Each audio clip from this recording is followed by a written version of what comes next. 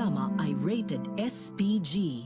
Ito ay nangangailangan ng striktong patnubay at gabay ng magulang dahil sa mga sensitibong tema at eksena na hindi angkop sa mga bata. Sa magaganap na raid sa warehouse ni Ramon ay mapipilayan ang mga Montenegro sapagkat mawawala ang kanilang laboratorio ng mga droga.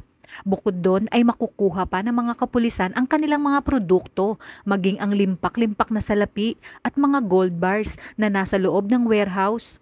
At ang makikinabang dito ay walang iba kundi si Agustos dahil kukunin nga ni Agustos ang lahat ng nasabat ng mga pulis. Sa sobrang galit ni Ramon ay hindi na niya bubuhayin si Edwin sapagkat si Edwin umano ang dahilan kung bakit sila nasa kote ng mga kapulisan.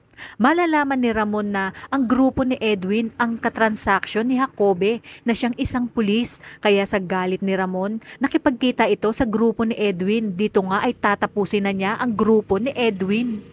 Sa kabilang banda, habang nagluluksa naman ang pamilya ni Mokang ay wala silang kaalam-alam na si Ramon pala ang mismong pumatay kay Edwin. Nagawa pa ngang magpasalamat nila Marsing at Nita dahil bibigyan ni Ramon ng maayos na lamay at libing si Edwin.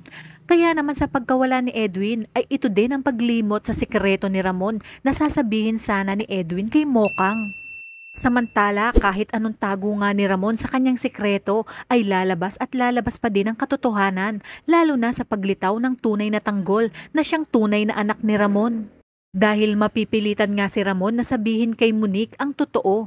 Kaya kung bago ka pa lang sa aking channel ay mag-subscribe ka na at i-click mo na rin ang bell icon para updated ka sa pinakahuling kaganapan sa paborito mong teleserye, ang FPJ's Batang Quiapo. Hanggang sa muli, salamat!